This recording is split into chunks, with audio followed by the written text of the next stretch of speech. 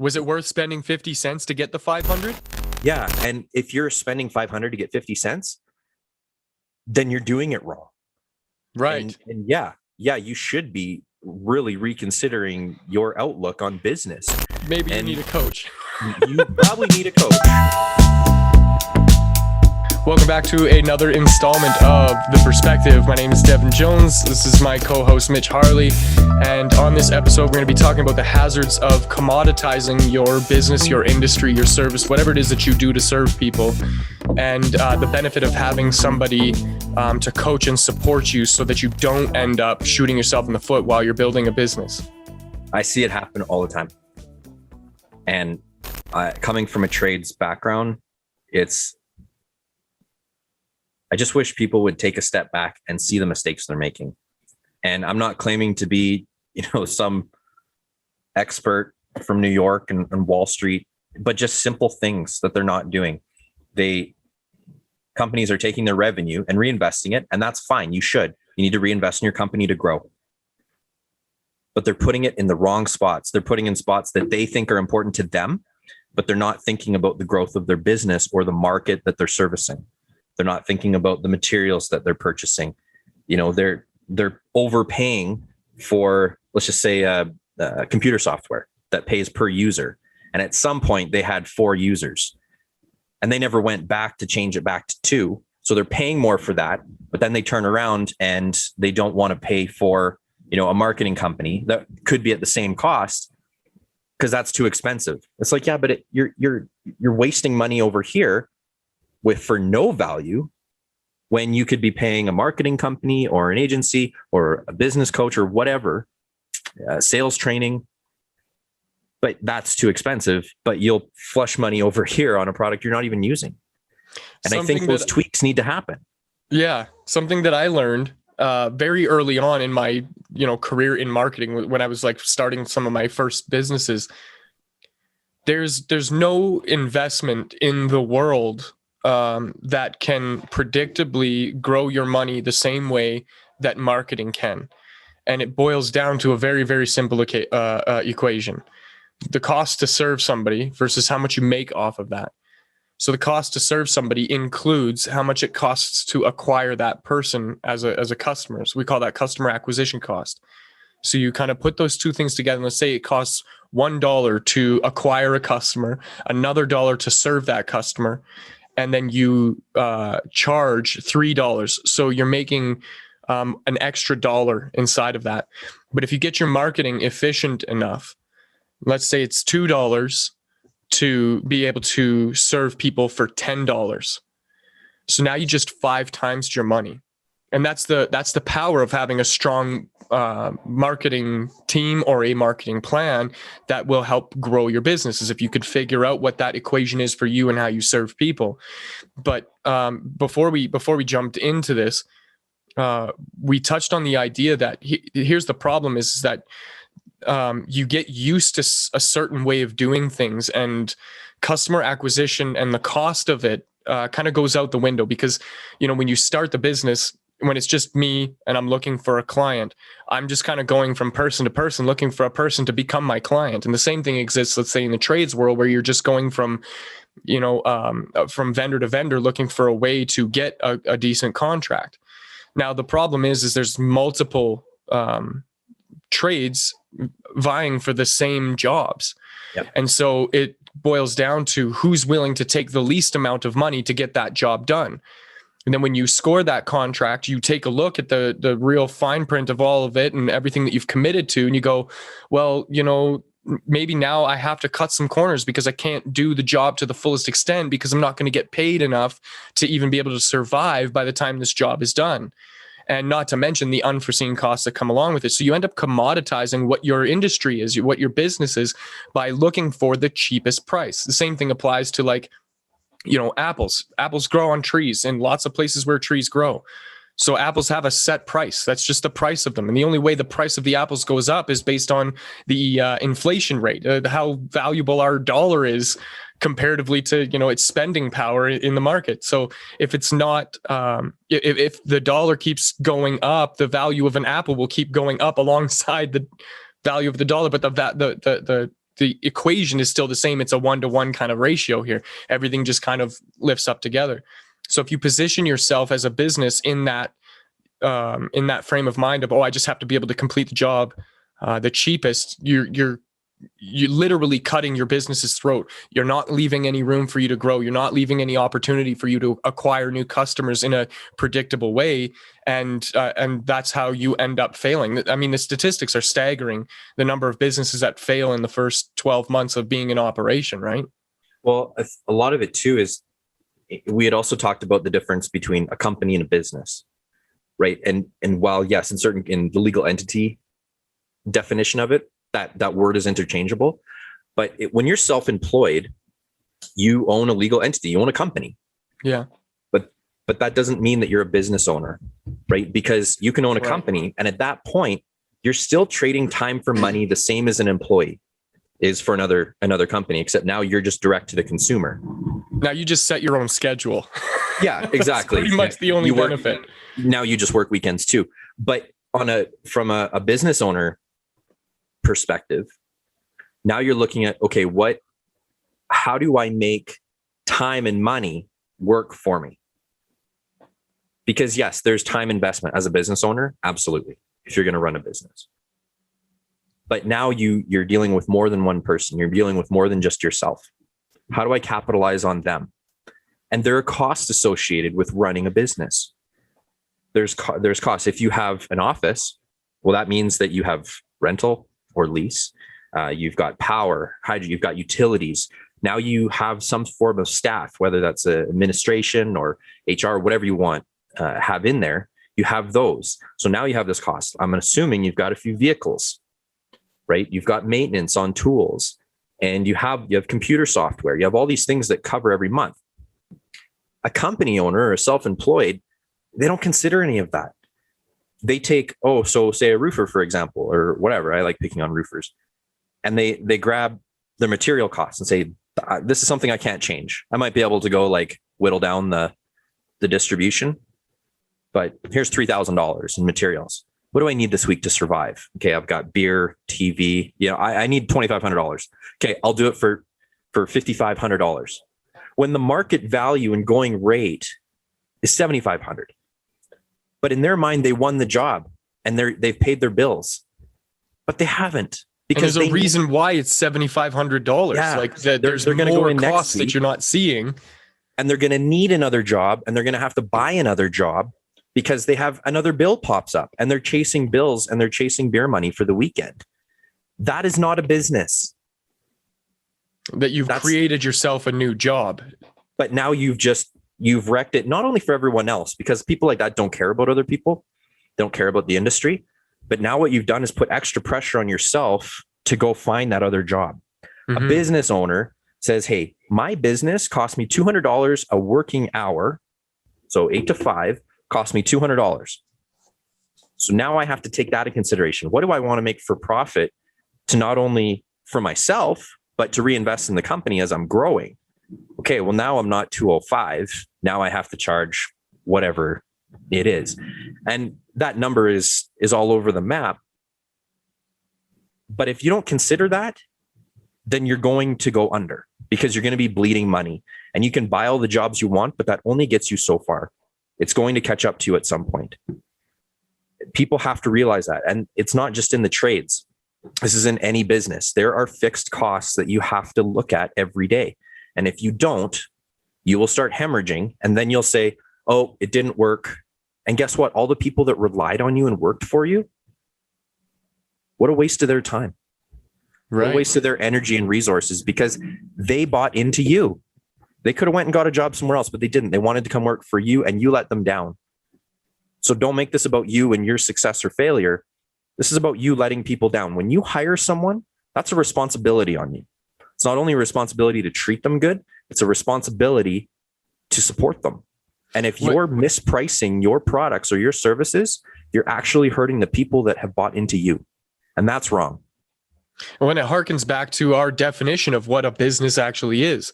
And I think we kind of reached a middle ground in one of our first conversations of, it's like, I intend to serve people, and for that, I'm going to get an exchange of money. so that I can, survive, live, maybe even thrive. The thing is when you get into that position where you start your own business and now you're growing the business, you got to think in that mindset of okay, now I'm not just in service of the clients that I have, right? I'm not just here to put roofs on. I'm in service of the people that are helping me help those people as well. So now I have 3 or 4 guys. I got a crew that goes around and does those jobs for me. And I get to, field calls and do quality control checks, things like that, whatever else is involved in all of it. And my job title, the thing that I do, has changed, but the idea has remained the same. It's now you've just added more people that you're in service of. And if you don't come from that frame of mind, you completely forget about it. And that, who's going to think of me or who's going to take care of me? You are. It's not those people's jobs or responsibilities to think of you or take care of you. They're there in service of your clients. So anything that goes wrong inside of your business, it really does fully come back to you and your ability to make sound decisions that lead to not just your own success, but the success of the people that decide to enroll in the team that you create and the people that you are working with, and how that evolves into a larger business. If you don't leave room inside of the money that you're asking for from your customers to grow that business, like I said, like even just the simple customer acquisition cost, maybe there's not a dollar figure that's attached to that yet. And that's, I would say, it's probably because you haven't analyzed that or examined that in any way. But the cost of you acquiring another customer is all next week, nobody's working. You are knocking on doors and trying to figure that out.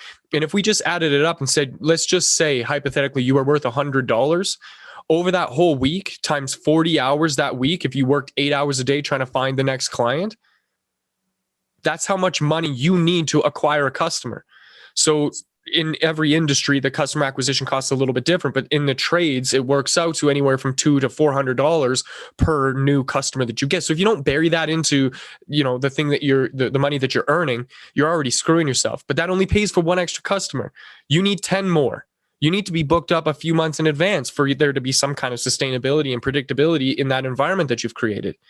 Mm-hmm. So it doesn't just stop at those little things. And I think that this is why it's absolutely imperative. It's crucial that in the development of you and your business and whatever it is that you're doing, you have a coach. You have somebody there to support you along the way who's been down that road or understands that or realizes it.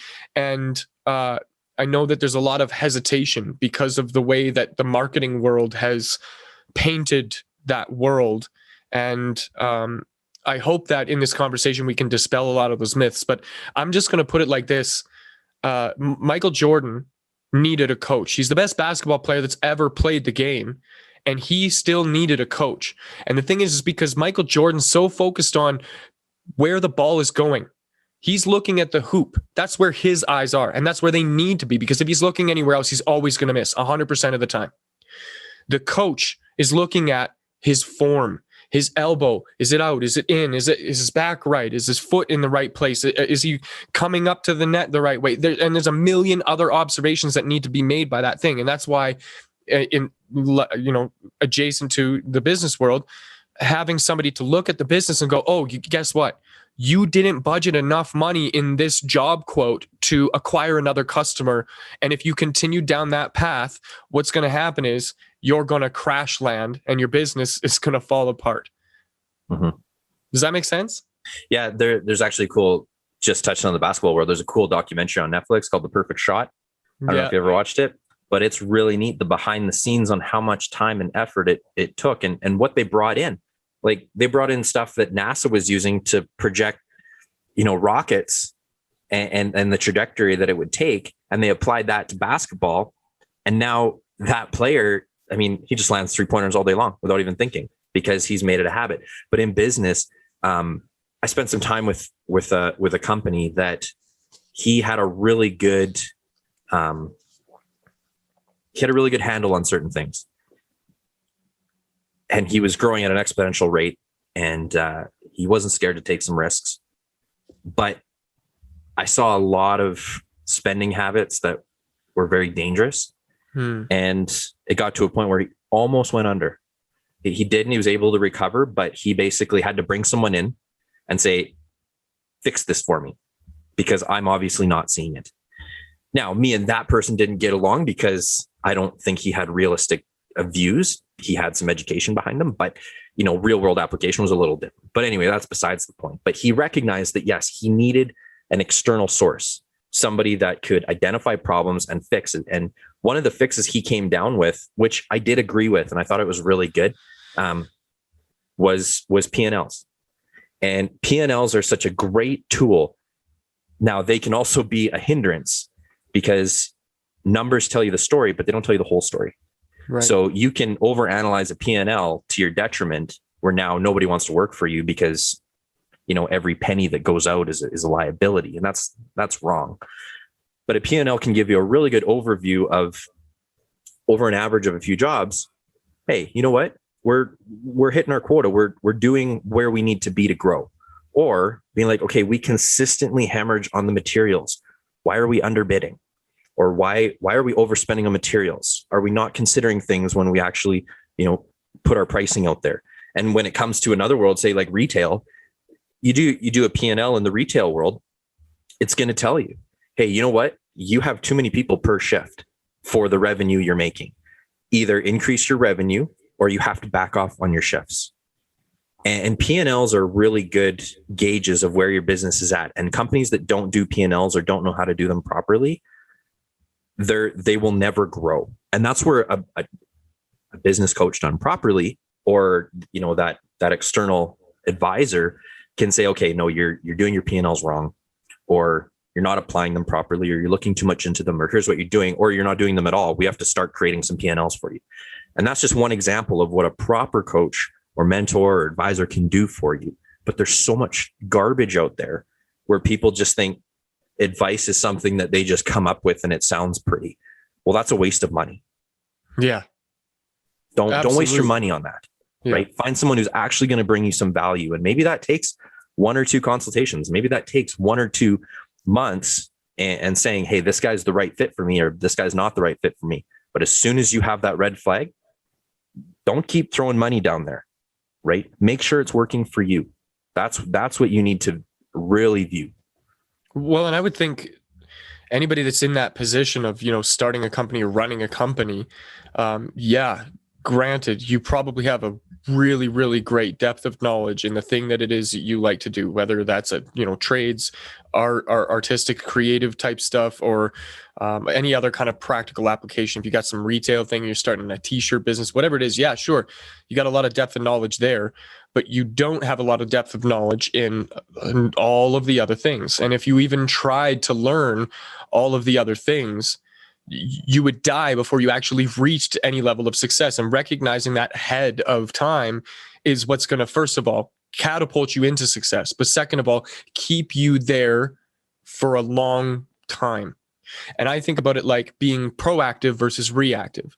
Mm-hmm. See, a lot of us like to just put a Band-Aid on the problem when the problem comes up. And that's where, sometimes you get it and sometimes you don't. Sometimes the problem's so big that a Band-Aid, it just isn't going to fix it.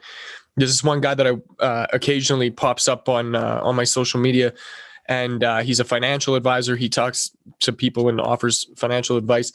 And there was this couple that came on and they were earning like $500,000 each, but they had leveraged their credit to the tune of like $50 million worth of debt. And had, like I said, decent incomes, but couldn't manage that. And so you're done.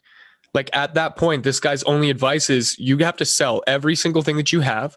You have to forget all the friends that you have who like you because you have all of those things.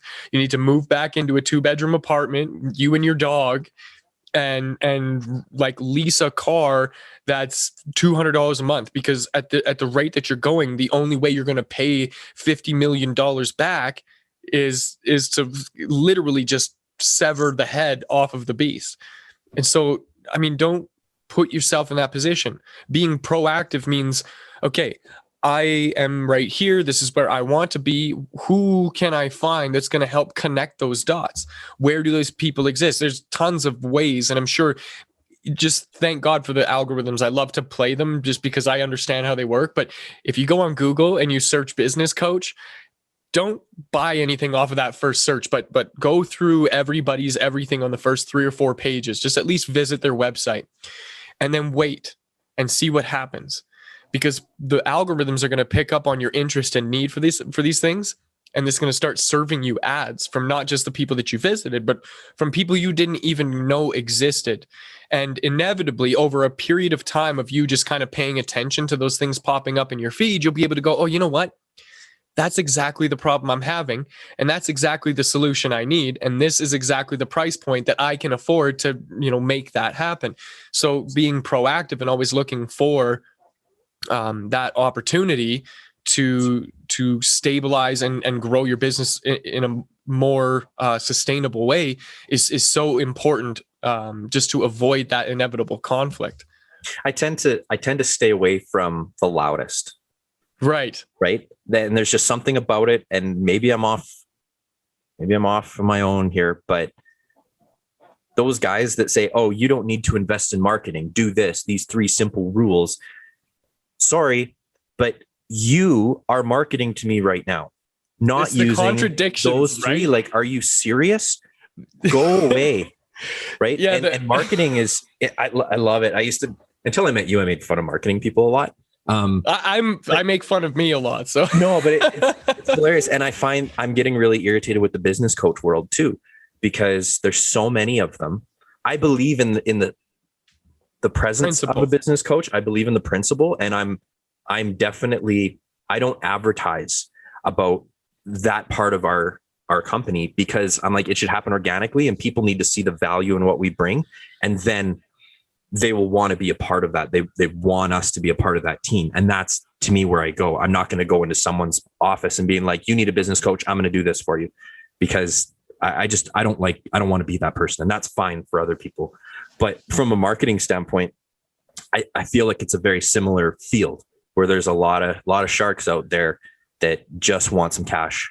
And they think posting some content on a social media page qualifies them to be a marketing company or a marketing agency. And that's wrong. That's like somebody saying, oh, I can run a roofing company because I know how to put shingles on. It's not true. Anybody can read the instructions on a shingles package and be able to do it, but it's not. There's a difference between that come up, right? Like, there's so much more to it. Between being a roofer and being able to apply shingles, there's a difference between being able to be a marketing agency, a marketing manager, and somebody that is able to actually produce some marketing. There's a difference there.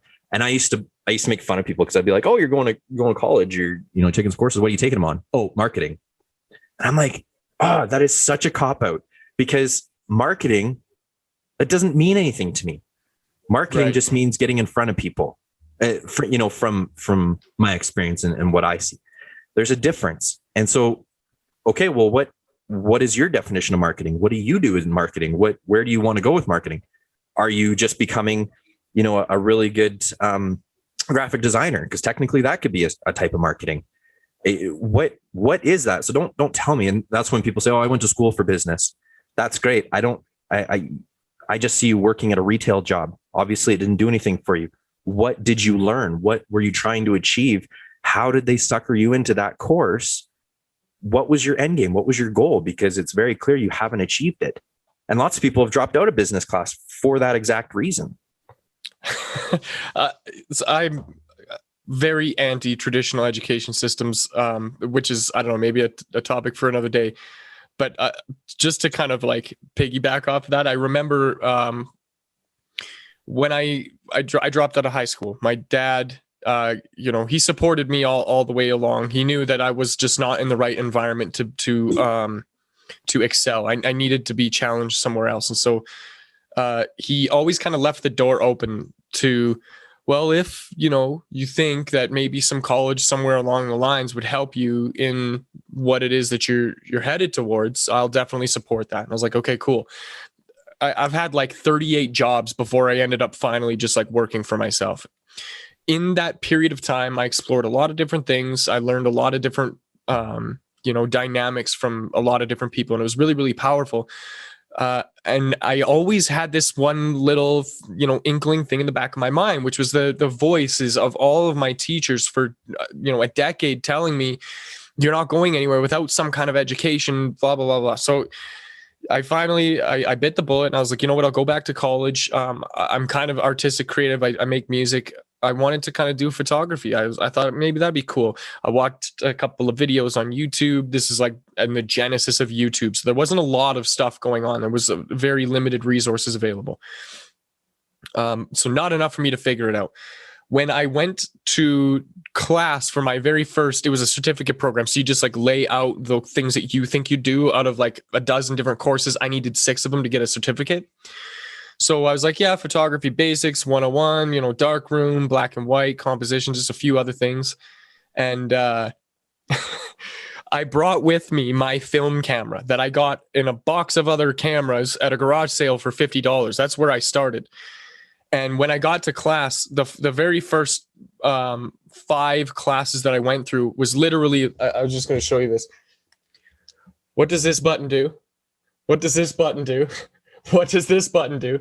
That's all they were teaching you. It had nothing to do with being creative or being a photographer or getting jobs. It was just like, here's your equipment and here's the buttons. And I mean, I got an instruction manual with it that's 133 pages long.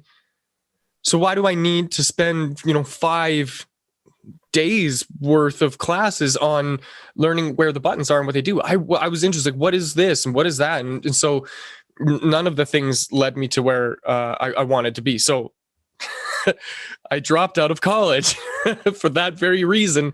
The education was antiquated, and I was the only one that seemed to be able to point out the obvious, that they're not teaching us anything, guys. This is a waste of money and thousands of dollars. It was not cheap. I went back to basics. I spent about 6 months fiddling around with the camera myself. I figured everything out, and I ended up starting a business with my dad doing real estate photography, and I did that for 10 years. Every day, I still hold the record in the company for doing the most photo shoots in one day, and not a single one had a complaint. Like, I really dialed in on exactly what it was I liked to do. I loved our architectural photography and whatever. So that was my niche. And I made like $2,000 that day just bouncing around from photo shoot to photo shoot. I did 14 of them. My car blew up on the very last photo shoot, like on the way to my very last one. My car broke down. So I called the real estate agent. I'm like, there's no way I'm not setting this record, dude. Can you come pick me up? So he came, picked me up, and then dropped me back off at the bus station after the photo shoot. So, I mean, moral of the story is the education, the things that you're learning and where you're getting them from. It might lend to you thinking that you have some kind of confidence, but I'm gonna make a really, really solid bet, and I guarantee I'm probably gonna win that bet, that the things that you learned aren't actually gonna help you on that path that you're on. You just got scammed into, paying somebody else some money to do something that isn't going to get you to where you want to be. And again, I point back at, you need to be with people who have experienced that. I needed to go out and actually use a camera and figure it out before I could actually do it. And the educators that I found at these ridiculous price points weren't accomplishing that. So instead, I asked questions from real photographers. Okay, cool. I know how the camera works now. Composition, lighting, whatever, ISO and shutter speeds, apertures, all that stuff. I got it figured out. How do I get a job? Where do I look? Oh, well, you gotta reach out to people, find people in little niche areas. And I was like, portrait photography is kind of saturated, not really my thing. I was not really a people person when I was younger. So real estate just made sense. I can show up. There's a house there. It's ready. It's pretty. I could take pictures of it and feel good and then be on my way. And I earn a handsome living doing it. And it was in those experiences of like having somebody kind of push me in the right direction, having a coach, even like my dad being like, dude, education, not for you. Go figure it out on your own. I'm a crash and burn kind of guy. I'm not anti-college or university. Like that's not at all what I'm trying to, push around here. But I also feel that education is more than just the classroom. And that's something with, in Sales Drive, we're like, okay, yes, we have a classroom setting course, but that's not where we end off, right? We support beyond that. We try helping out that. And with me, same thing. High school wasn't really my jam. And college, university wasn't my jam. I took courses. I went out and learned things through programs, but those were kind of the beginning for me. And some of the best education that I received was working with certain people. And one gentleman that I worked with, he really changed my life when it came to managing and sales. And we spent 3 days together. That was it. And I learned more from him in those 3 days than I did from most other people I worked with. And he taught me about seeing the value in people and how many people it took to, he explained it like a deck of cards. He said, for every 52, there's 4 kings, 4 aces, 4 jacks, there's 4 twos, 4 fours. When you come across somebody, they will be a 2, a 4, a 6, a 10, a jack, a king. And your face cards are your managers, your aces. I mean, they're just leaders, and they're a little bit more rare, right? But there's also your sales team. There's your people that are just going to stick around for a little bit. You'll get 2 out of them, right? And so we tore that apart, that analogy. But I've always said that. And so whether that's customer acquisition, whether that's clients, sales, whatever it is, or whether it's a hiring process, you have to go through that process in order to find those aces that you're looking for, or find those 10s or those face cards. But that education, that never came from high school. That didn't come from college. That came from other people where I was like, that's the guy I want to be because I like where he's at. That's what I want to do. And so I need to learn from him. And a lot of the experience that I have is from people that, have experienced things that I probably will never get the opportunity to in my life, but I spent time and I listened and got mentored by them. And I had the cool opportunity to be mentored by some people that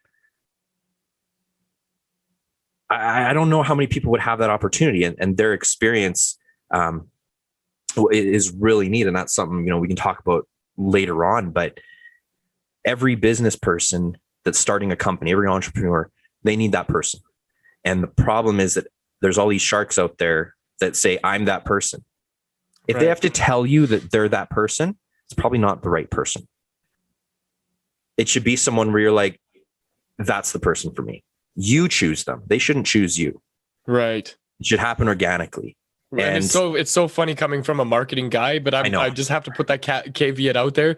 Literally beware of the marketing machine, because it will trick you. It will manipulate you. It will show you the problem that you're having, and then it'll dangle the solution in front of you.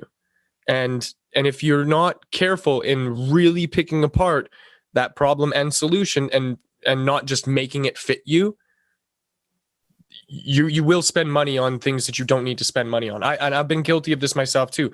I probably over the last 4 years spent about 30 grand in education from various different sources, including like Russell Brunson, Jim Stewart, Gary Vaynerchuk, who else, man? There's so many, the Fletcher method. Like there's a lot of different courses and things that and then I get into it and I'm like, man, this is just recycled from the last guy who said this thing. It's occasionally you'll get somebody will say the same idea a little bit differently, and all of a sudden, the light bulb turns on. You're like, that's the thing. Okay, I get it.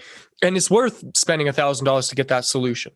And I think, creating a predictable way to grow your business, if that's the solution that you're looking for, finding somebody who has creatively built many businesses and found success doing that is exactly what you want.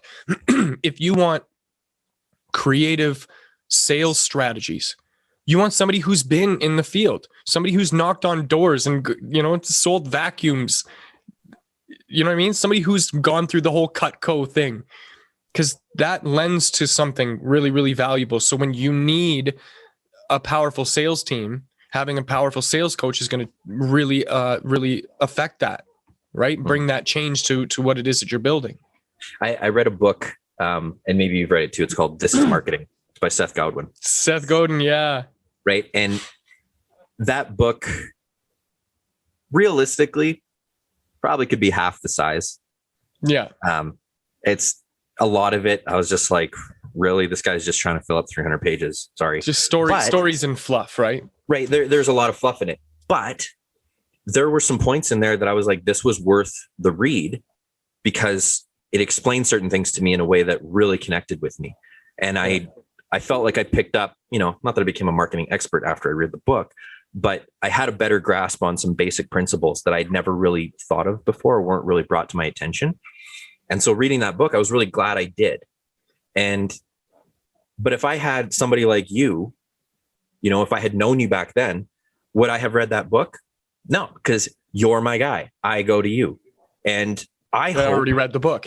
Yeah, exactly. I'll give you the You've done the work for me. And, I hope that down the road, you don't go buy a sales course or a sales coach because you got me. And I have all that. And for what I don't know, I'm going to go learn it. I'm going to spend the time and resources to keep building myself up so that I can give it to you. And that's what I want to bring to the clients. But lots of people that don't see the value in having that, they think they can do it all on their own. That's burnout. And we're going to talk about that, in another podcast that we have. But people burn themselves out because they think, oh, I'll just do it myself. I'll be my own safety officer. I'll be my own HR. I'll be my own marketer. I'll be my own sales guy. I can do it all. I'm amazing. And I got told one time that because I'm a very energetic person. I do a lot and I would try taking all this on. Right. And it wasn't to prove a point. It wasn't to show anybody up. I just wanted to do it all. Yeah. I had fun. I wanted to take these projects from start to finish. And my boss goes, Mitch, you are not Superman. As much as you hang him on your wall, you are not Superman. You're going to burn out and you're going to hate your job. You need to let other people do theirs and you need to let go. And I know that you're holding on because you just feel so responsible for what you do, but let go because I don't want to see you start losing who you are and your real skills and what we want out of you. And so it took a lot, but I had to back off and I had to start letting go of some of that. And I think from a business perspective, I've also had to learn that too, where I could technically do it all myself, but at what cost and what expense? And isn't it better just to have a good team than to do it all yourself? Yeah. And I think I relate to you so much in that, I like to do a lot of things. I want to do all the things. Give me things to do and I'll do them, and I'm very much like that. It reminds me of when I worked at Kinko's fresh out of high school, $11 an hour. I started on the floor, just customer service guy. And I made friends with people because there was regulars that came in and they liked me, I liked them. And so every once in a while, these guys would kind of come in and, lean on that friend card a little bit. And here I am like, oh yeah, don't worry. I'll get it done by the end of the day. Trust me. And so I would be the guy like running to the computer, getting the graphic design done, making sure all the layouts were good. Then I go to the cutter and I make sure the cuts were good. I go to the ringer, get the bindings and whatever it took so that at the end of the day, when that guy came back for that order, that was taken care of. But it was at an expense that I didn't even see at the time because I was so young. I was like 18 or something like that.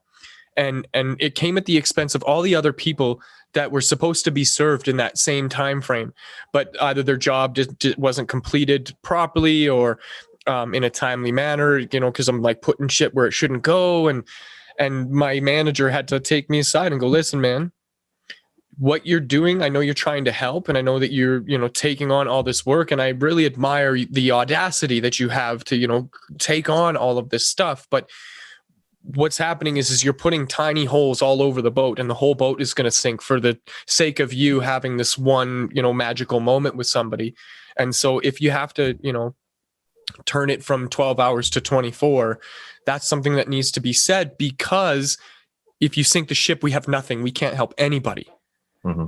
And so it's such a super valuable lesson. So I really relate to that idea of just like, I got to do all the things. And it's also This is where customer service, one of the modules in Sales Drive is the customer always right. And that's a tough one because yes, you rely on your customers, you rely on that revenue, you rely on that business. You're there to serve. You're there to serve them, but you also have to put it in its place, right? Because if you focus on one person, you're sacrificing time from somebody else. And sometimes it's worth that sacrifice. Sometimes it's not. And you have to realize that I was told one time, they're like, you put this guy ahead of everyone else. And that was your decision. That was your call to make. But just remember, if you break rules or policy to service that guy or to help him, when your job's on the line, where's he going to be? Nobody was there to save me. No. He's not going to be there giving you a job, right? And I've always kind of used that principle of saying clients are your friend until they're not. And that's a tough pill to swallow because you want to make everyone happy, especially if you're a pleaser. You want all your customers to be happy and over the top about what you did for them. But if you ever cross that line to help a customer, they're not going to bail you out. And, you know, I would have, because I was an account manager, so I dealt with, you know, business to business end of it, but sometimes I'd help out on the counter and there would be a cash sale that would just lean and be like, hey, can you do this? Or the return policy, I don't want to pay the return fee, right? Or I'll do cash or whatever their deal was. Trying to just get it. And you have pressure and you're like, yeah, okay, you know what? Maybe I'll do this. But then I'll get in trouble for it and they're going to be gone. Mm-hmm. Right. So they've actually, they don't care about you. They're making you feel like you're doing them a favor, which you are, but at the expense of risking your livelihood. Why would I put myself in that position for you? And people have to realize that. So whether you're an employee, a business owner, whatever it is, there's that line. Everything comes at a cost. What is the cost you're willing to pay? And if you're willing to put others' livelihoods online because of a poor decision you made or because of a buddy situation, that's a recipe for failure. You are going to go under, and that's not fair to the people that work for you or with you. Well, and oddly enough, the people that you set and establish those clear boundaries with end up respecting you more in the long run anyways. Yeah. Because like this guy really does care about not just me, but the rest of the clients. And at some point they get that if you don't have multiple clients to serve, you don't have a business to run. So they don't have somebody to do that thing for them, leaving them at a loss. Now they got to go and try and find a new buddy in the thing. You know what I mean? They got to get out there and put all that legwork in. And most people, you call it loyalty if you want. I just call it kind of the convenience tax. This is, I can conveniently make sure that this happens for you in a timely way at the best price that is reasonable inside of this, and understanding that that's the value that you bring to the table. I'm not going to do a job for $200 when I know it's worth $500 and other people are charging $700. So there's a place where, establishing those boundaries pays off in the long run. Yeah. And I think especially for starting up, there's that pressure to start selling or, to start getting clients. And so you tend to bend the rules that maybe you needed to establish. And it comes out of maybe some desperation bringing it back to the importance of having that mentor, that coach. That person tells you, look, just stick to this because you need to focus on quality clients. Quality clients will never ask you to put yourself in jeopardy for their business. Yeah. Because they value you and they value what you do for them. And as long as you're in that acceptable threshold, like, you can't charge $1 million for a sticker, but they will pay. And those are the clients you want. Whereas let those other guys that don't know how to run a business, that, think they can do it on their own. They think they know it all. Let them take the crappy clients. Let them take the guys that don't want to pay their bill on time. Let them take those guys and let them flounder. Yeah. And meanwhile, you have better clients. You're not out looking for work all the time because they're coming to you. Now, all of a sudden, the supply and demand is switched. That's the importance you take back a little bit of the power. You have some control now. And that's where proper pricing comes in play. You're not too low. You're not too high. You're the best value for what you get. You're going to get quality clients. And you're not going to get the guys that are trying to nickel and dime you and sell you out to your next door competition. That's where a proper business coach or mentor will put you in that position. And, I would also warn, and this is something that I love hearing it because it just makes me upset. but there's a really easy solution to this. The idea that you got to know your worth and never work for free. It's absolutely ludicrous.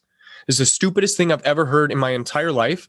And you're an idiot if you think it. And I'm going to back this up with some serious science here.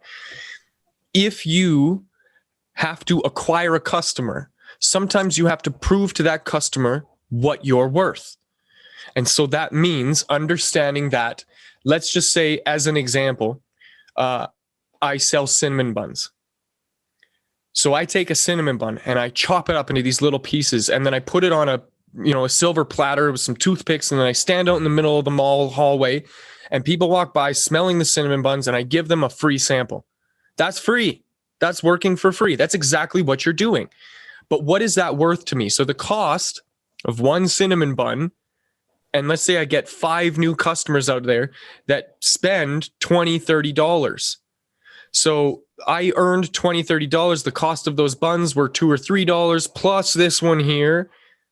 So now I'm sitting at maybe $3, $4, but I just made 30 or 40. So you got to understand the cost of customer acquisition versus how much the average value of your customer. So in my position, what I like to do is I'll start at, let's just say, social media management. So I'll step in and I'll show you what it means to manage social media properly for 30 days. And I'll do that work for you for nothing. And when you see those results, here's what that's going to be worth. So now every month after that, because there's obvious value in what I do, every month after that, for that very basic service, it's going to be $500. So I take that 1 month out, but I have a customer for 12. So I got 11 months times that $500. That's what my customer's worth for the 12 months. So that 12 months, I'm actually earning money. And it might not be right away, but if I'm too nearsighted or too greedy or too, grabby, I'm not even going to get a customer to begin with. So it's about knowing how you can deliver value, how you can prove that you're good at what you do, how you can become an authority in your space by providing things. And so that idea that you never work for free is absolutely ludicrous. I think it's the dumbest thing I've ever heard, but that applies to everything. And here's the thing. Let's say you're in the trades and you've been roofing for 10 years. You didn't score your first job on your own. You've been roofing for 10 years and you have evidence to the people that you're going to be bidding for jobs for that you're good at what you do.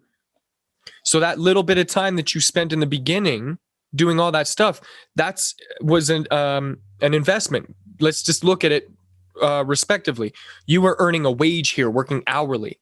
Now you're earning piecework, which is considerably more. So you were actually missing out on this much for all of those years before you got moved into that position. And so that's your freebie. Mm-hmm. All that time that you gave away for a tiny fraction of what you're actually worth.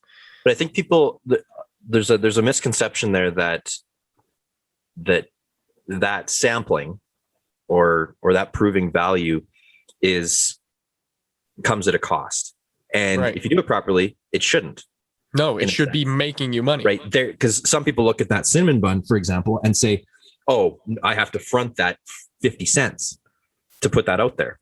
And that's a small number, but you can make that bigger in some things. But it's like, well, yeah, you had to front the 50 cents, but what was not only the return on investment, what was the time on return on investment? Because that one day that you put out 50 cents, that same day you revenued 500 because of it. So was it worth spending 50 cents to get the 500? Yeah. And if you're spending 500 to get 50 cents, then you're doing it wrong. Right. And yeah, you should be really reconsidering your outlook on business. Maybe you need a coach. You probably need a coach, or, and I wish there was a different name for it, but that's what you need. And the return on investment with sampling or whatever you want to call it, you look at the big stores in the world. You look at the, I don't know, call it Walmarts or whatever you want to call it. They do these little things, right? These little gimmicks. A lot of the multi-level marketing makeup companies, they do these freebies. And lots of people are like, oh, they do those because they have the money and they can do that. Those companies never lose money. No, they're constantly earning. Let's get that off the table right now. Okay, Walmart, buy one, Target, get one free. McDonald's. Right? Buy one, get one free is a hoax. You're not getting one free. No. You're actually getting 2 t-shirts at 50% cost. Yeah. But their cost is marketing. Still lower than that 50% margin. They do So nothing still earning to money lose off money. of you. So if you think that you can't mimic some of these insanely profitable companies by using the same tactics, you're wrong, because it has nothing to do with, oh, their pockets are deep.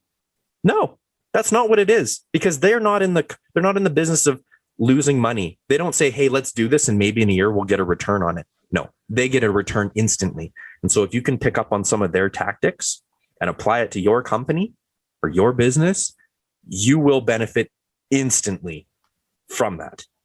And that is proven time and time again. And the buy one, get one free, the BOGO, that is one of the number one revenue generators, is that slogan.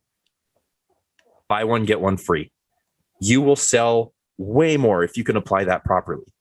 And any variation of that too is like you buy one, you get 150% off, or this or that or whatever. And here's what's the crazy thing is you don't even realize the psychology that's happening.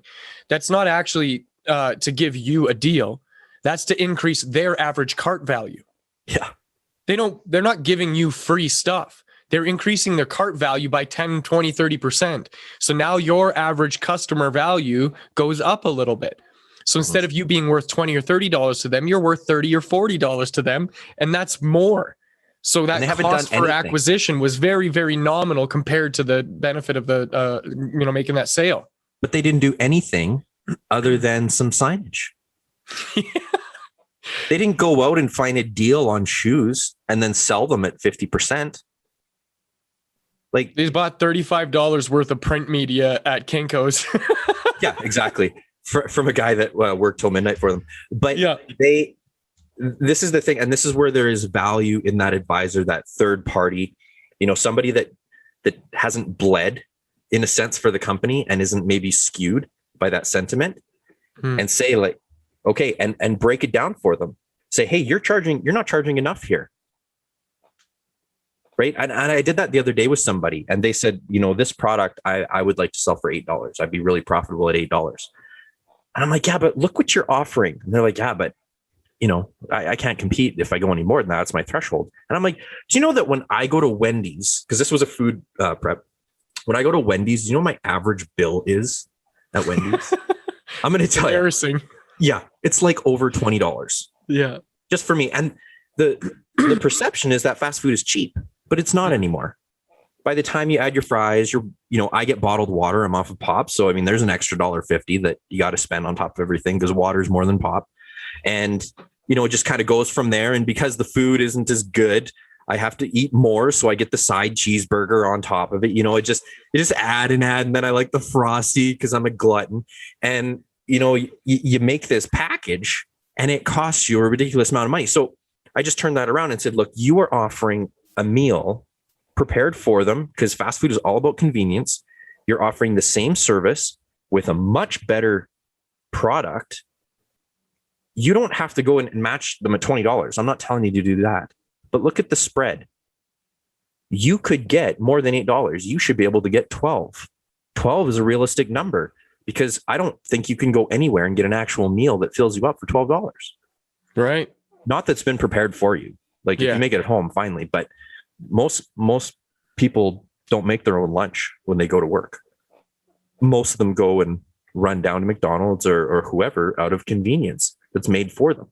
So they're willing to pay that extra 10%, 20% on the whatever it is. Yes, there's that's convenience tax, right? Yeah, exactly. And so that's just one example, but that's something that when it was shown to them and broken down and just laid out for them, now the next step for us is going to say, okay, now let's actually implement it. Let's do some testing. Let's see where that threshold is. Let's play with some numbers, because now that same client base that you've got, you're not servicing a million people. You're servicing 50. A lot of those 50, you've just gained another 40% revenue for doing nothing other than just changing your price, because it's still within that acceptable amount for them. So that's the value of having that third party, that coach, that mentor, that advisor, whatever you want to call it. And whether that's in sales and business, or whether it's in the marketing department, there is a value for somebody that can communicate to you properly. It's like adding another team member into your circle that's going to take care of the things that you just can't see for whatever reason. We all have our own paradigms and lenses and frames by which we see the world. So having somebody that can tear that apart or add to it, you know what I mean? That's going to help no matter what in the long run for anybody. Yeah. I think that's a really great place to leave this off. Yeah. Anybody that's watching or listening, like, follow, share, whatever, drop a comment, let us know what you think. You can reach out to either one of us, Mitch at bdlearning.org, myself, seventreemedia.com. We have a lot of free resources that we're going to be putting out periodically now over some time. So definitely check things out, whether you're listening to this when we launch it or, a year from now. All that stuff's still going to be there. So check that out, and we will see you guys in the next episode.